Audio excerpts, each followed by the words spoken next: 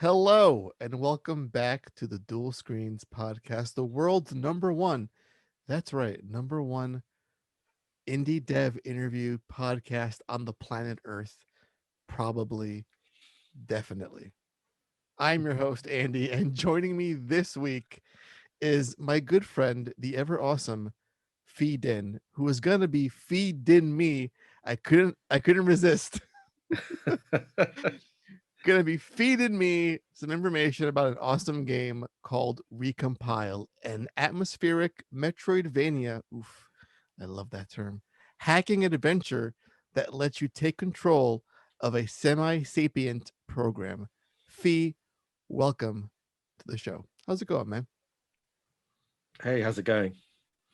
Doing good, doing really good. I've been playing your game. It is quite lovely. hmm It is Thank you.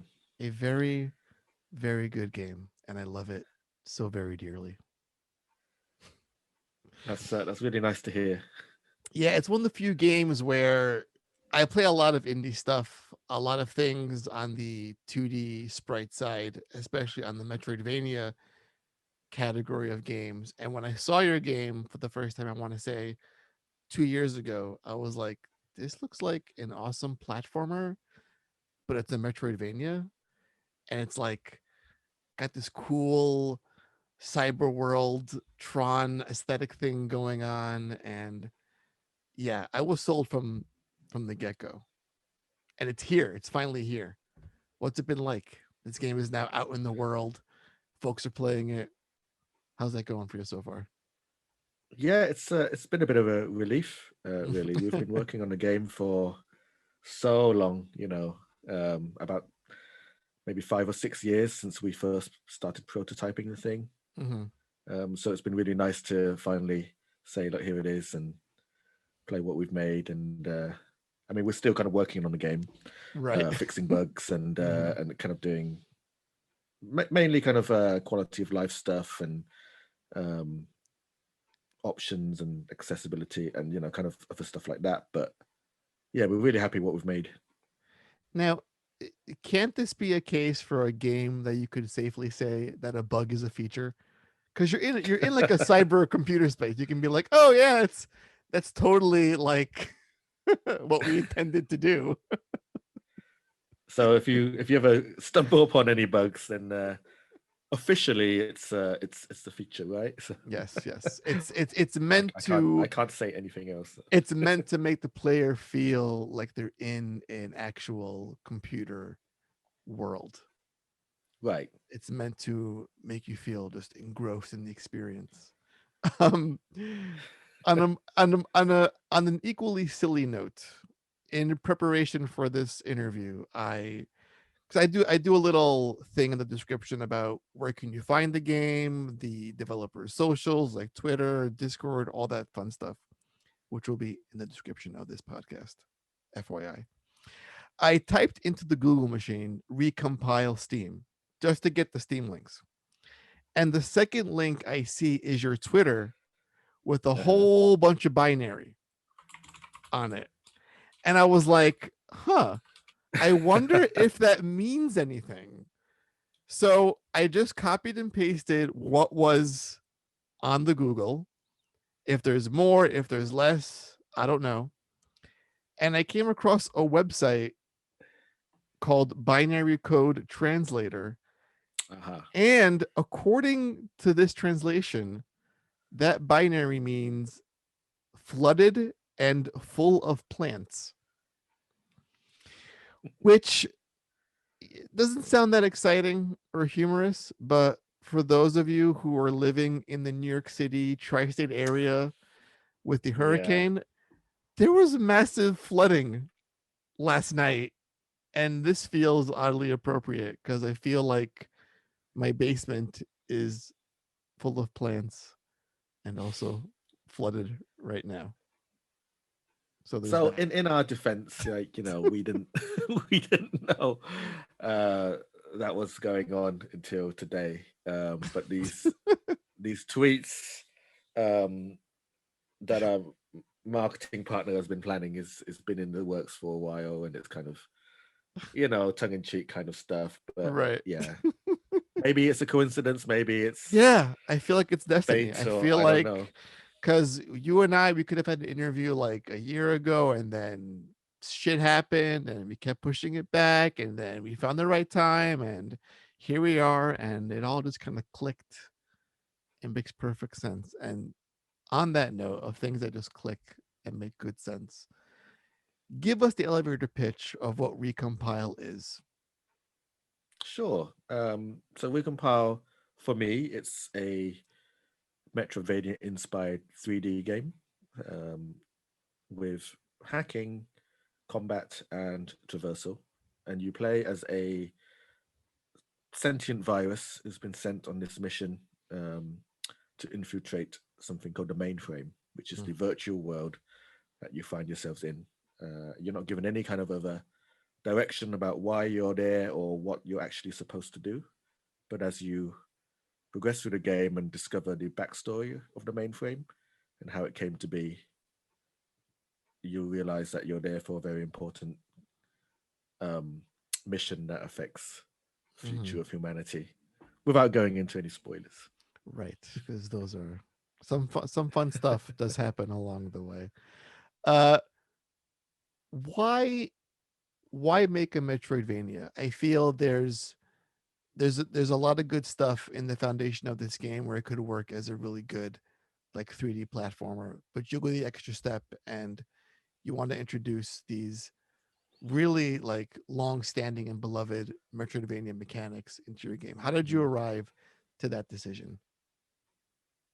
So I think a couple of things, like Metroidvania games have always been one of my favorite genres of games. So I've played from the beginning Metroid and Castlevania, obviously, but then the newer stuff like Axiom Verge and Hollow Mm, Knight and Ori and the Blind Forest and stuff like that. It's been many years since the genre has been around, but not a lot of people are doing it in 3D. right. So we just decided to why not do a Metroidvania game, but in 3D. There's plenty of 3D adventure games and third-person shooters, over-the-shoulder camera shooters and platformers, but there's not a lot of 3D Metroidvanias. So that was the first reason. The second one is I really like the Metroidvania progression mechanic as a Mm, really good game design technique. Right, it is a good way to create a open world experience without giving the player too much freedom that they don't know mm, what to do or where to go. It's kind of a way of having a little bit of linearity to the progression without having level one, two, three, four, five. It's right. more freeform than that. So it's a nice balance between complete freedom and a linear game, and I think it's a really nice way to do that. Yeah, and you have like that satisfaction of gameplay sort of it's etched into what a Metroidvania is. It's you explore a little bit and there's some like paths blocked off. It's like, oh, what's over there? What's over here?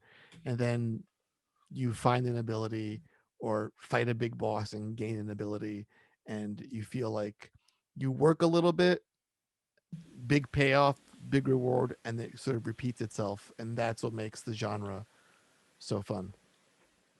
Exactly, and you feel yourself getting more and more powerful, and eventually you're kind of this god who can kind of do anything, right? Hmm. Um, and the difficulty of the game kind of ramps up to match your level of progression.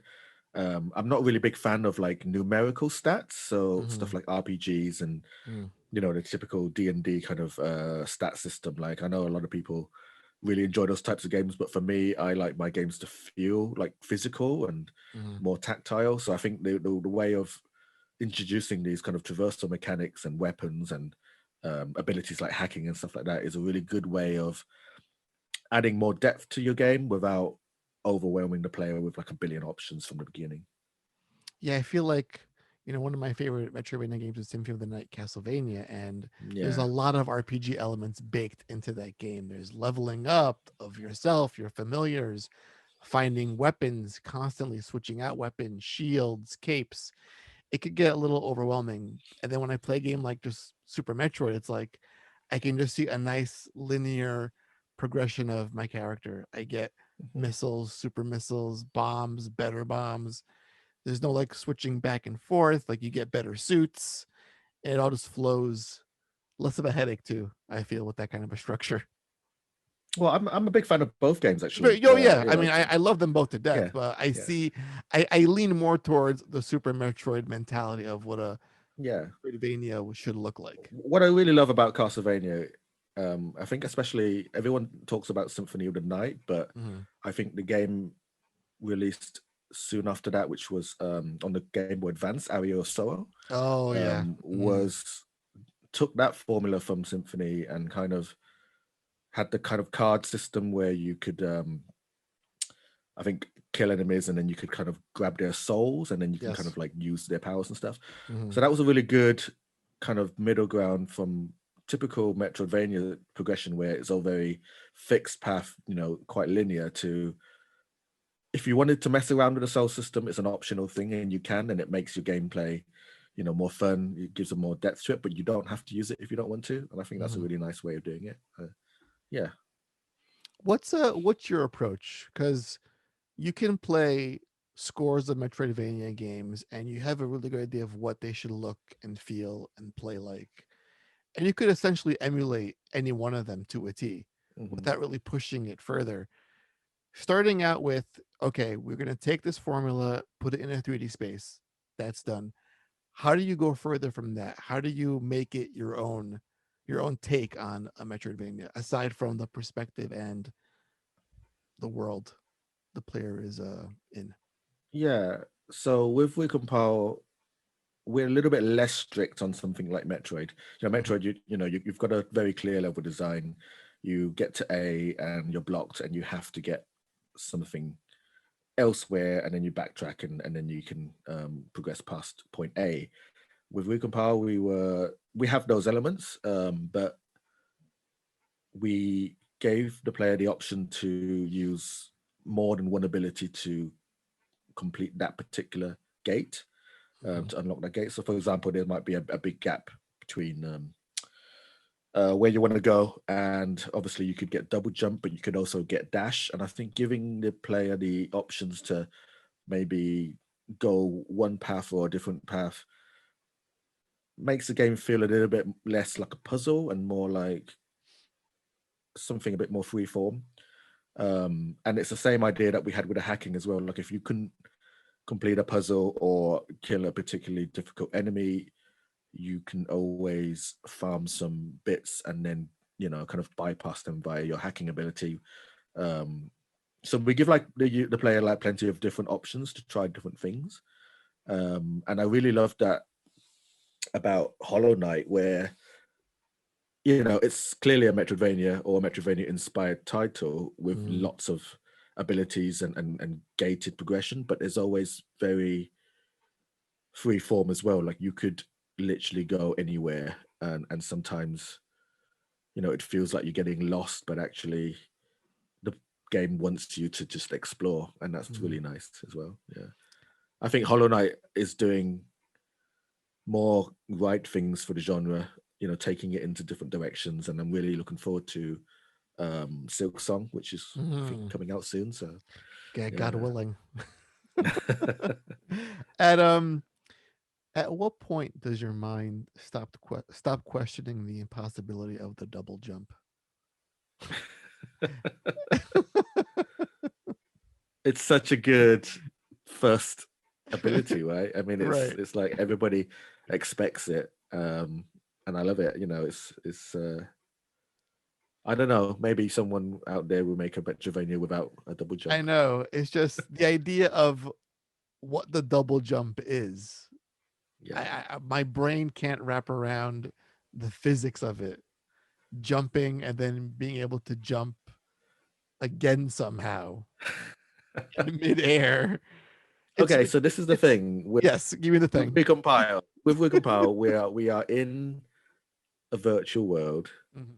inside a computer. So the great thing about that was what we decided to set the game inside a computer, and then suddenly we realized that nothing has to be realistic anymore. Like everything is possible. So Mhm.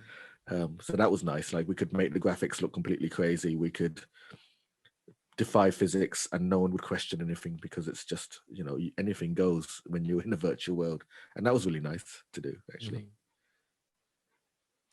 Yeah, and it's funny, you look back at games like Metroid, the answer was always, "Oh, we're just gonna call it high jump, and it could go a little bit higher." And then everyone was just like, "That's lame. We're just gonna do like a double thing." Weird game when you turn into a ball and roll around the place. I do want to shift gears a little bit. Um, the game is on Game Pass. Yeah. What was that conversation like with you and Microsoft, or is it something that's left to your publisher more or less? Did they approach you guys? Did you approach them? How much can you give us how those business dealings work?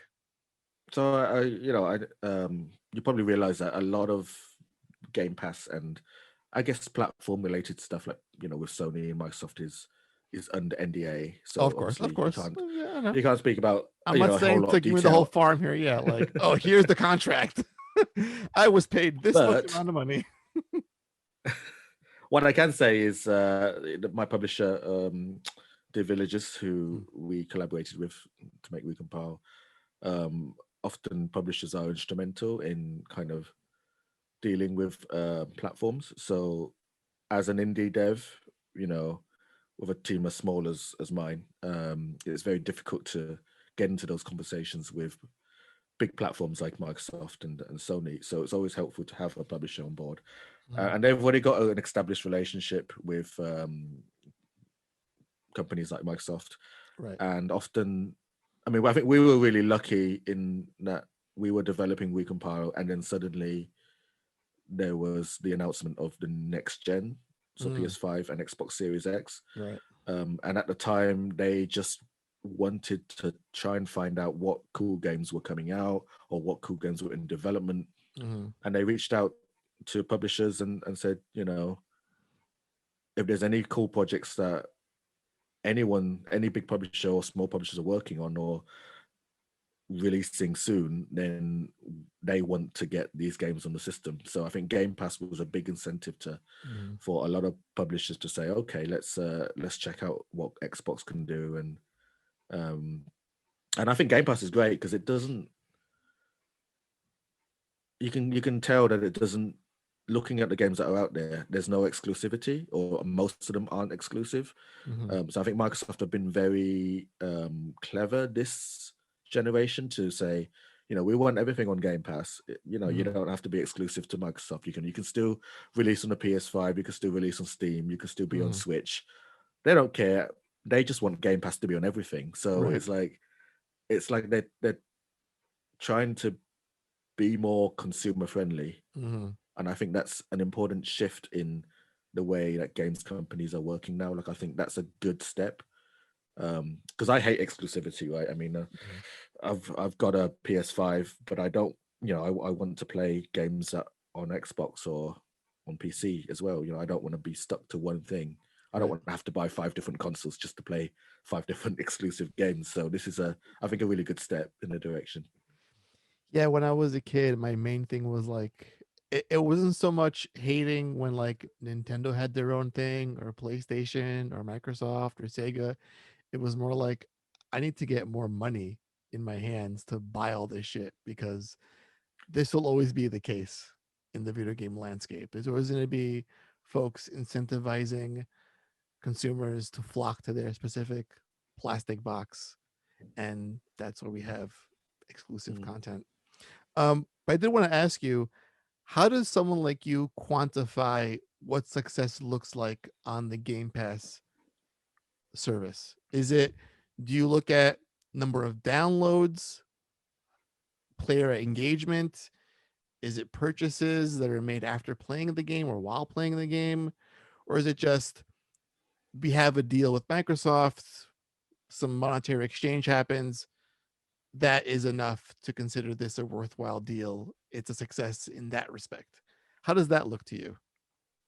So I think it's a bit of both. Obviously, there was some incentive to go with a Game Pass deal, and they did offer some benefits at the time of making the deal.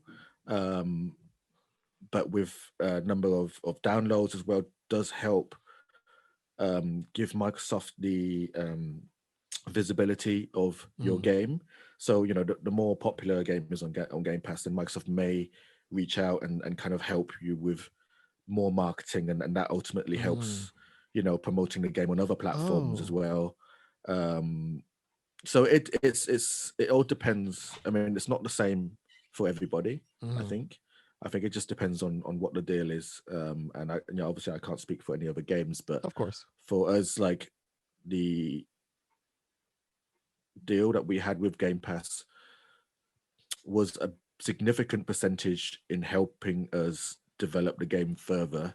If you know what I mean, it gave Right. us the resources to Like take the the extra game polish from in a sense. to make it a next gen game really, and that was great, and it was good for us as well. Like even if we don't get any kind of tangible sales from people playing the game on Game Pass, it still developed our careers as a team. It gave us the benefit of being a Microsoft kind of partner, if you like. It's given us lots of other benefits, Yeah. as well as having a game out on Xbox Series X, which is amazing. Yeah, because that's because I feel like but yeah, I'm such like a numbers dweeb. Like I see things in a very black and white. Like it just seeing that perspective helps a lot because people should know that it isn't just if I have a game on Game Pass and it has 100,000 downloads, but I have the same game on PlayStation and Switch, and there's like 25 sales of the 25,000 sales of the game on each system. What's the success? One scenario you have potentially folks who are on Game Pass not buying into your game, and those who are on PlayStation and Switch who have forked out money for the game.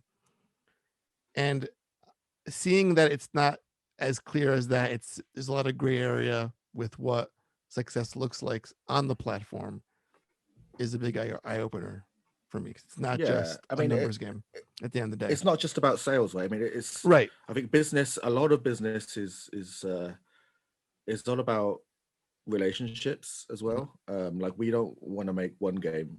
We want our company to make 10 games and 20 games, and become more successful in the future. And having a game on Game Pass as one of the first kind of titles in the year of release of the Series X is a big, kind of foot in the door for future deals, future relationships with that platform. And also, if you're Sony and you're seeing these games on Game Pass and you're thinking, oh, who are these games that are getting on Microsoft Store?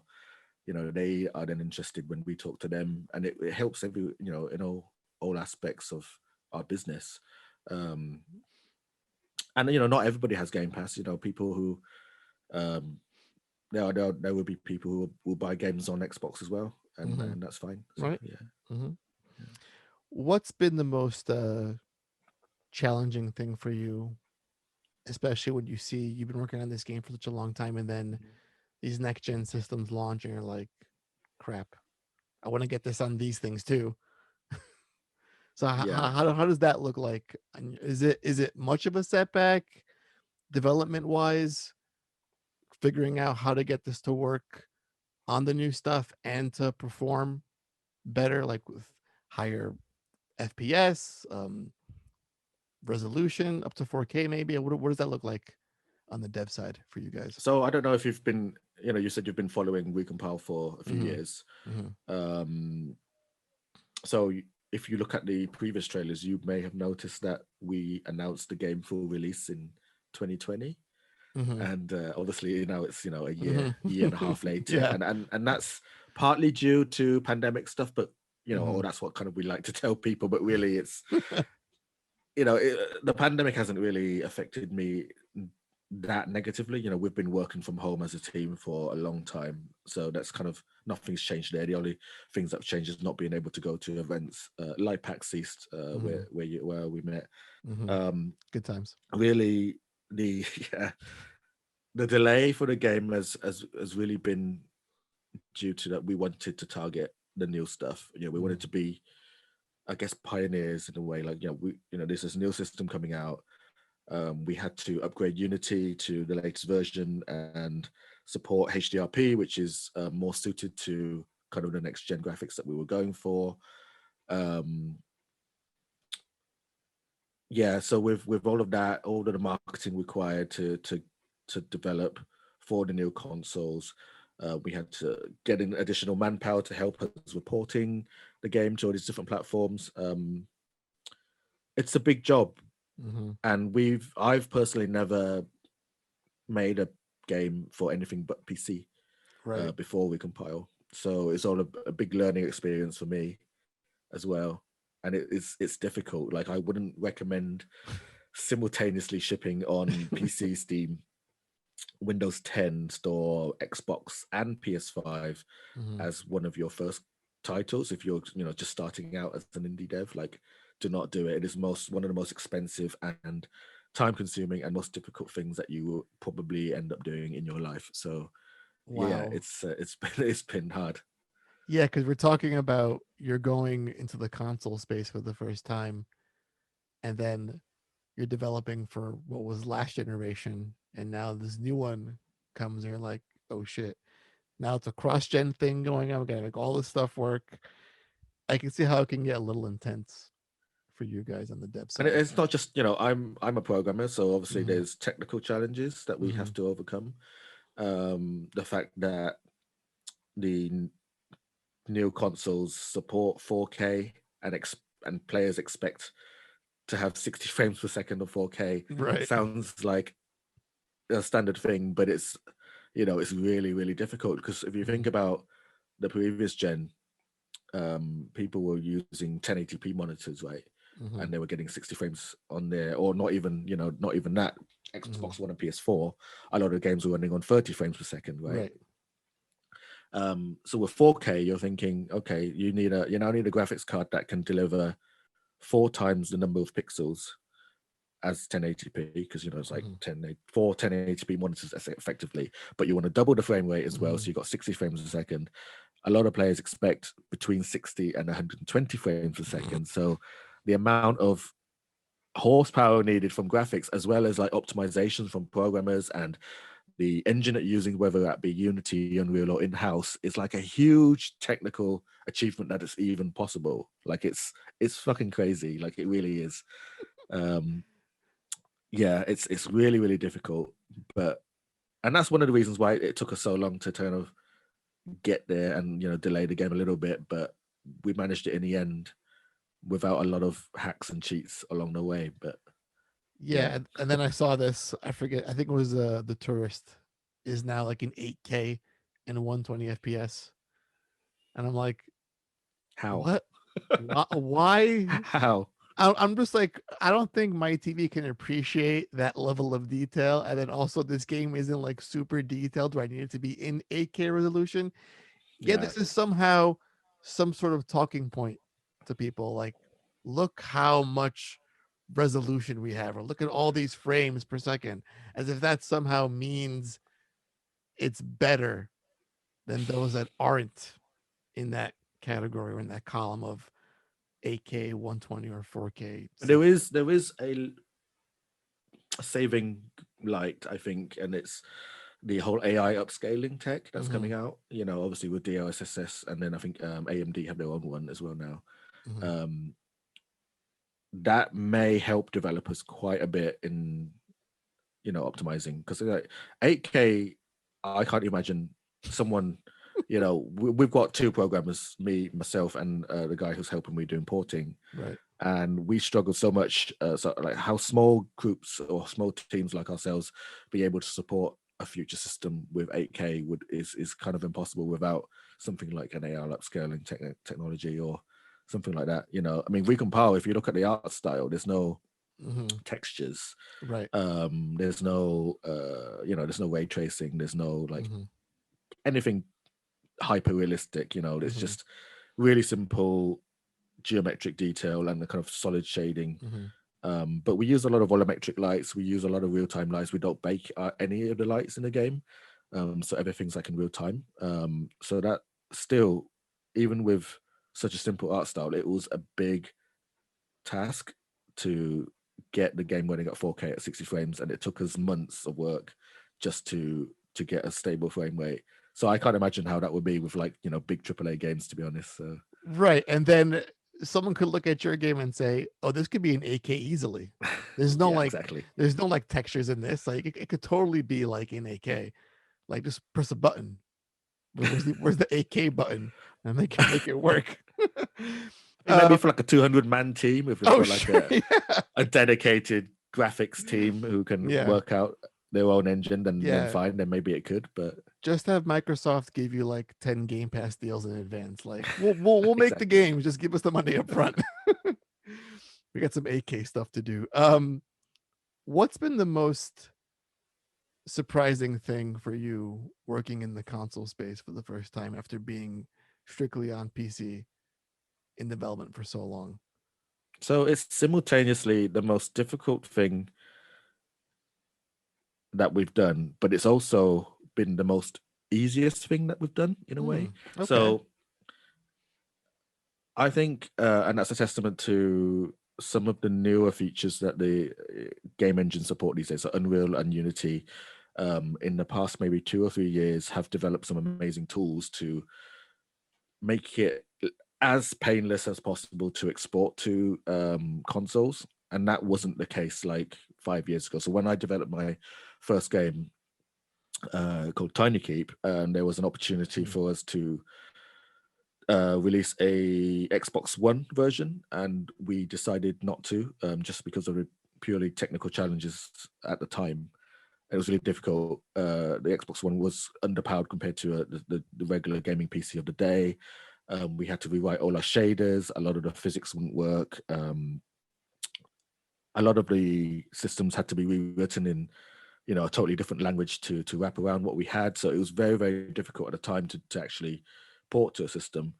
Now it's a lot easier. Like Unity are working very, very closely with. So we use Unity for Recompile, right? And Unity worked very closely with all of the different platform holders to make sure that their tools are working nicely with next gen. It was still difficult, obviously, as I mentioned, with the optimization and getting the game to run at good frame rate and all that stuff. So that was a difficult part. But the easy part is actually once we've sorted out getting the game to run quickly, actually getting the game to run at all is actually not that hard compared to how it was like a few years ago. So that's been nice, I think. Okay. Yeah. What excites you the most about these next generation of consoles?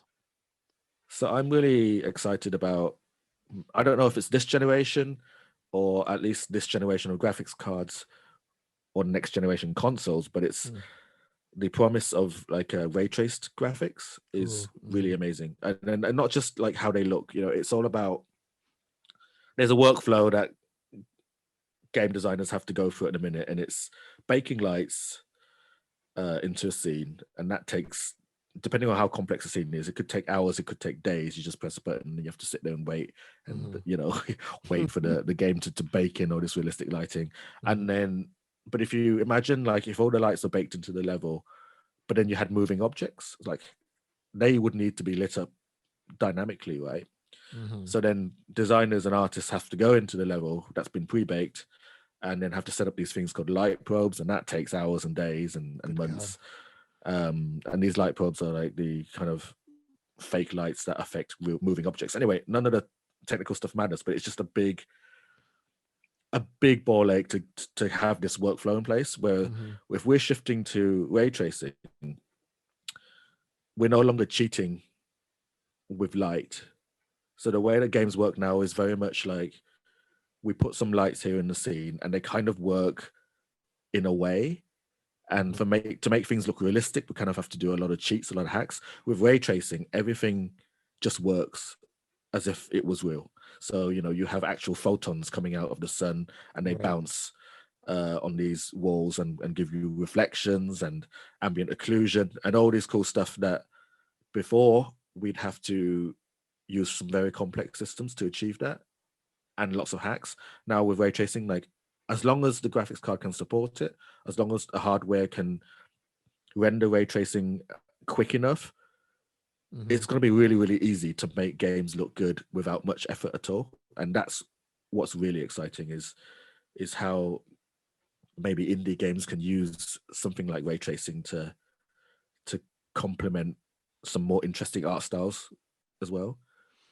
So if you imagine a realistic game with ray tracing, fine, that's easy to do. But Right. if you look at something like Minecraft and then add ray tracing to that, it's like, whoa, this looks crazy. Like, what would Recompile look like with ray tracing? That's the interesting thing. Yeah, I've seen some videos of like people taking like old PS2 games, like God of War, putting like ray tracing in it, or like Ocarina of Quake Time 2. ray Yeah. tracing. Yeah, and I'm just like, wow. Like, you know, even in their time they looked amazing, but Yeah. now it's just a jaw dropping beauty. I do think a lot of those kind of experiments are a little bit heavy-handed, and like everyone's Mhm. just trying to do loads of reflections and everything's super Right. shiny, and Right. it kind of looks like everything's covered in like a fine layer of oil, which is kind of Yeah, it's weird. slathered in Vaseline. But I think the core concept though is like it's really cool. You're able to get a light that comes in, Hmm. bounces around the room, like 15 to 20 times, and Hmm. as it bounces from each surface, bring in color from all the different surfaces, Yeah. and that's something that you just couldn't have Yeah. before. So that's really cool. That's really neat. How soon can we get this game to be in the VR space? Because I feel like the aesthetic demands something in the VR world. Was that ever Maybe, I mean, was like, that ever on the table for you guys? Like, was it ever like in the back of your minds, like, oh, PSVR 2 is around the corner, and you yeah, know, I think it was. I've worked on a VR game before, mhm, and you're effectively rendering the game twice, one for each eye, mhm, right, depending on a different camera angle, and then you're also expecting at least 90 frames per second for each mhm, eye, possibly sub 1440p resolutions as well. So it's a big rendering computation to make a mhm, game for VR. So that's mhm, like a technical challenge, but right, the other challenge is like commercially as well. It takes a lot of investment to make a VR mhm, game, and the only big VR game that I've seen is probably Half-Life Alex, right? I mean, that's yeah, the only mhm, one that is that traditional gamers would say, "Oh, that's a game." Like everything else is, like, it's cool, like Super Hot's cool and stuff like that, but they're seen by traditional gamers as like kind of toys or like experiments or proof of a concepts. tech demos, basically. Yeah, exactly. Mhm, And I think Half-Life Alyx managed to break out of that, but there hasn't since that game there hasn't been any huge, apart from ports like Skyrim, but I don't think they really count because mhm, they're kind of like right, afterthoughts. But mhm, it's interesting. But I think we're getting there. We're in a better space with VR than we were 30 years ago with Virtual Boy or whatever. And right. but Oh God, the Virtual Boy. the tech wasn't quite ready then, but the ideas are there, and I think Yeah. the tech is ready now. We just need more people with VR. Mhm. More. It'll come. Possibly not for Recompile, but it's something that we'll look into. So, There's actually a Virtual Boy right oh, behind is me it, Jeff? in my display case. Yeah. Oh wow, Like that's I said, amazing. it was always about finding money to buy things as a kid because I wanted everything. I couldn't. FOMO was real when I was a child because a lot of my friends owned different things and I wanted to own everything because I couldn't miss out a single experience. That's See, what. I wanted everything. I couldn't afford it, or my parents didn't want to buy it for me, or for whatever reason, like they had no money or whatever. So now I buy everything as an adult that I used to want as a kid, right?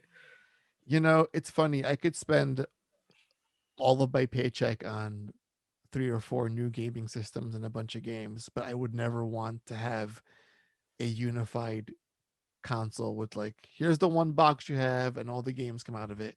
I would never wish that because I feel even though some folks lose out on some experiences, yes, having a lot of hands in the pot really pushes innovation, Mm.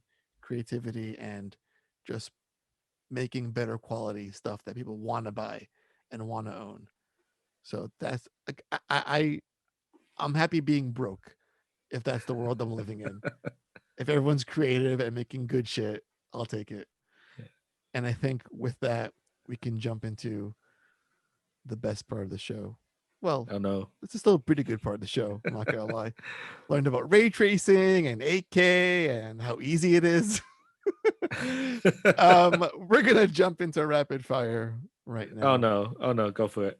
And I think a good starting off point for this one would be we are in a distant future where an evil or a well-intentioned but it always goes evil AI has taken over the planet for our own sake because we are our own worst enemies.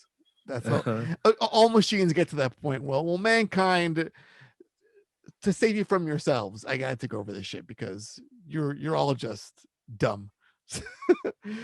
So we have a world where an AI has taken over the planet. I want you to search through your mind through all the AI in gaming and cinema history, be it Skynet or Shodan or GLaDOS. Who would you want to be in charge of our planet? And they're all fucked up in their own special way, but you have to pick just one. Who would So you my have? favorite, Who would you pick? my favorite of AI in fiction of all Mhm. time is not a game or a movie or a Mm. film. It's from a series of books by a author called Ian M. Banks, Mhm. and it's a series called The Culture. And basically, AI has evolved to require a symbiotic relationship with humans. Oh. And then from that point, humans and AI colonize the galaxy together. Ooh. And obviously, there are going to be conflicts, and things don't turn out right for a lot of them. But Right, right. I think that's the kind of future that I would love for to become real. AI actually progresses humanity in a way that humanity alone could. That would be amazing. Okay. There are 10 books in this series. I'm going to maybe order them right now because that sounds incredible. That I sounds recommend really, really dope. reading The Player of Games as your first book. Oh, and that's the second book in the series. That is, but it's not a canonical series. Like, you don't have to read. Oh, interesting. Okay. It's just like it's all series set in the same universe, but All right. they're Okay. not necessarily connected. So the Player of Games, like, it contains like a lot of kind of gaming elements as Mm, well, like you might mm, be interested in, but also okay. I think it's the most accessible book in the series. All right. So we're gonna do a quick shift now from a very serious question to a very silly one. Is cereal a soup? No, and I'll tell you why. Oh, see, it's gonna get philosophical. So I don't like milk. Um, Therefore, whenever I do have cereal, it's dry. mm-hmm. Therefore, it cannot be a soup if it's dry. Mm. So to you, cereal is just a bunch of dry shit in a bowl, more or Yeah. less. But I might have a glass of orange juice or something on the side, but it's always like a I bowl was of dry stuff. I was gonna say where to get your calcium intake from, but then you have the OJ, so you make up for the loss of milk. How does I feel? See, uh, again, I don't want to go on a huge tangent here, but milk is one of those things where I can't have it if I'm eating like if I'm eating like a cake or a cookie. Milk has to be Yeah. just like the companion piece to that. I mean, like I don't mind milk in as an ingredient. Like, I like Mhm. ice cream. Well, yeah, I sure. like cheese. I like butter. I like cake and cookies. But I just don't like milk on its own. So Mhm. All right. So Recompile's been out for about a week or so now, maybe 2 weeks. Some time goes by, and it's a huge, mega success, and all that money is pouring in. You did it, Fee. You made a blockbuster, best-selling game, and you're getting drunk off your ass celebrating how great the game is, how everyone loves it. What word best describes you when you're drunk? uh, that's a good question. Um, Overly intimate with everyone. Oh, see, I'm a little bit the same way, and that gets me in trouble. Yeah, So I don't drink around people anymore because I'm a little bit too touchy sometimes. yeah. I've been called handsy by my male friends, and I try to stay with my male friends if I am Oh, drunk because it gets me in a lot less trouble. I love it. I think handsy is the best word we can use in this situation. Would you rather have an exact clone of yourself or Uh-huh. $1 million tax-free cash in your hand? Cash a clone of myself would be way too annoying. Mm, I mhm. would hate it. Like honestly, Yeah, I it's don't know how my wife, you know, puts up with me. To be honest, like another one, no, that would ah, be that would be the end of that marriage. fuck. There's two of them now.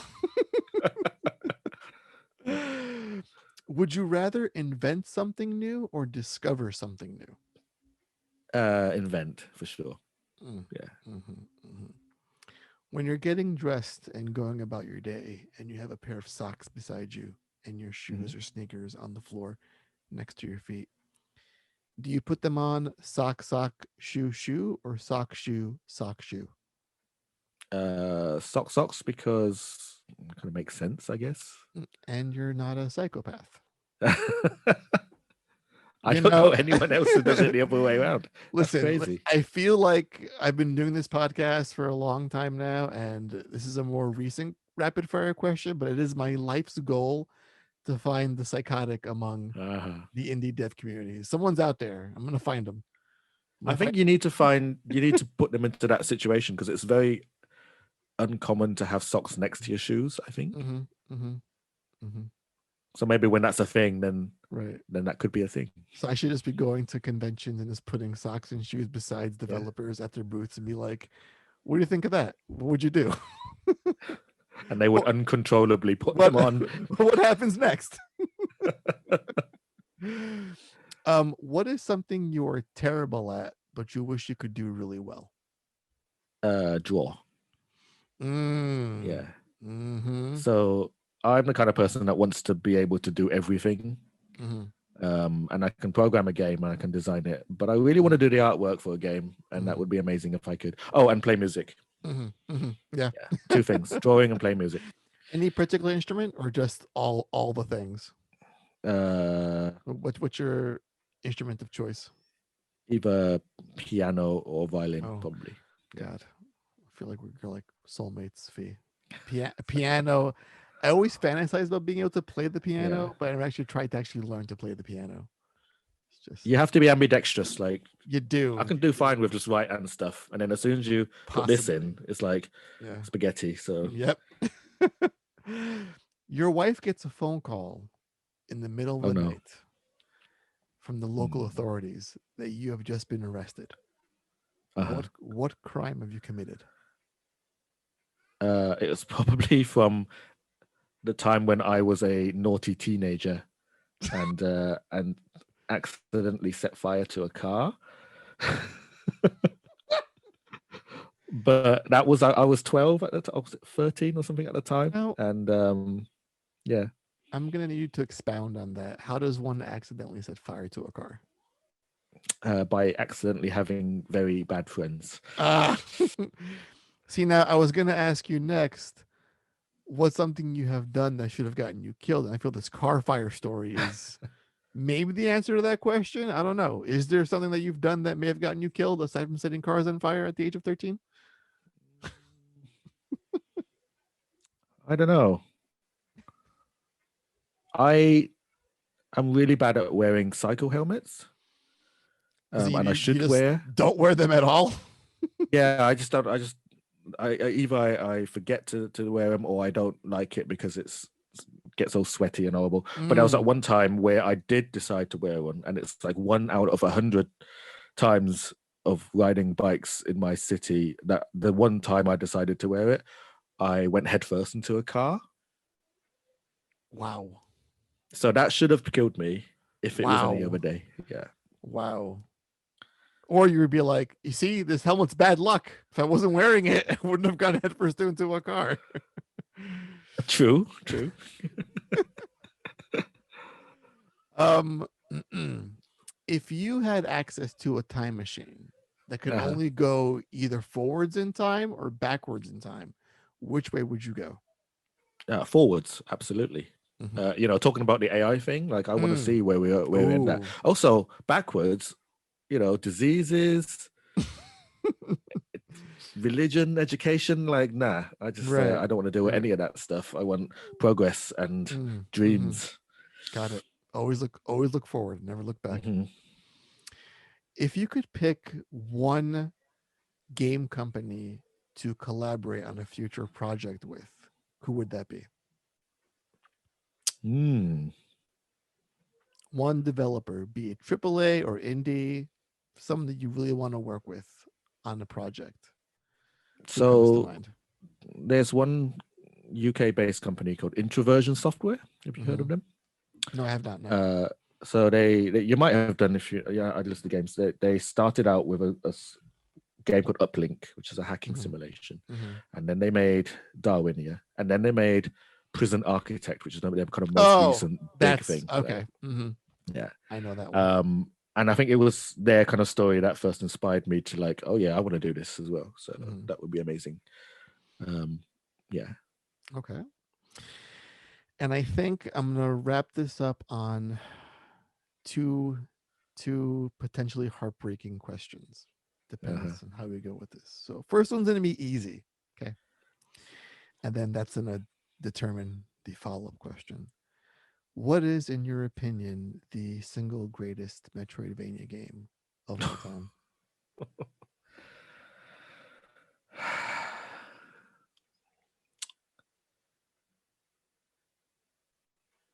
Wonder Boy Dragon's Trap.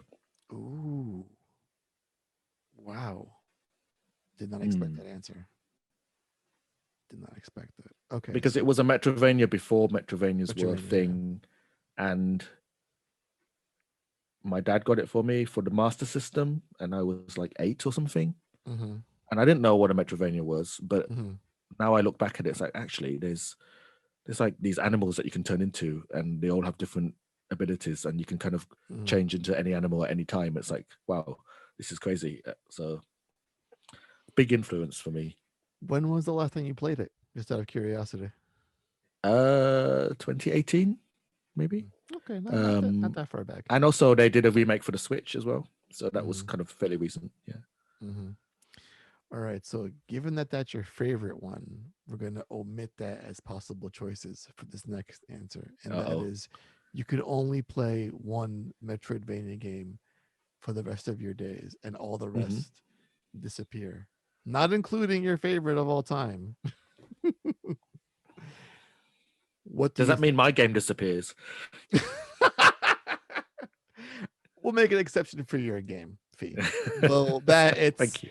since you made it, it's yours. You get to keep that. Yeah, I'm not that. obviously, I'm not going to choose my game because there's no I, way. I'm not that. I'm not that cruel. So, No. Um, probably Hollow Knight, just because I keep finding new mhm, things in there mhm, that I have, that just secrets and stuff that I think I've completed it, and then suddenly mhm. there's like this new thing, and then the DLC comes out, and then it's like more things, and then the world is just yeah, it surprises me every time I play. So I think that will last a while. Yeah, Silk Song has really, really big standard to fill. I feel like that Yeah, game. It's the bar is set so high for that game. Team Cherry has their hands full. That's all I'm gonna say. That's I don't envy them in that matter because when you make a game that great, doing any kind of follow up most of the time could be set up for failure because how do you live up? But that's on them, not they've us. managed to live up to every kind of milestone that they've done. Mm-hmm. Like obviously they did the Kickstarter first, right? Yeah. Mm-hmm. And that got a ton of money and a ton of Mm-hmm. support and stuff. And like how Mm-hmm. could they live up to that? And they did, Yeah. and they went far beyond anything that everyone thought was possible with that game. Mm-hmm. And then the DLCs came out and they were also amazing. So I think they got this. I think I've bought that game like 4 times. I'm like, I want on everything. It's like, oh, it's on Switch, on the PS4, it's on PC, it's on the refrigerator, wherever I can get it. I'll play it and buy it. All right, Fee. Thank you so Okay. much. That was a lot of fun. Before we say goodbye, where can we find out more about you, the game? Where can we buy it? Where can we play it? Give us all the PR spiel, all the details. Go for it. Hit me. Yeah, so my name is Phi Dinh. You can find me on Twitter, PHI6. And from there, there's links to the game. So it's recompilegame.com, and it's out for Steam, Epic, GOG, Windows 10, Xbox Series S and X, and PS5, and Game Pass. So yeah, lots of places where you can play the game. Great. And it's only $20, guys. I mean, seriously. Games this good don't come around too often that are really trying to challenge what we think a Metroidvania should be and how it looks and plays like. So if you find some time, you got some spare change in your pocket, go buy this game. Highly recommended. And with that, Fee, thank you so much for joining me today. It's been a lot of fun. I learned an awful lot about things I may forget in the next 5 minutes, but that's my goldfish brain for me. But fortunately, this podcast lives on forever on Podbean, on iHeartRadio, Spotify, iTunes, and even on our YouTube channel, youtube.com/dual screens TV. Until next time, listeners, thank you so much. Thank you, Fee. And as always, please be excellent to each other.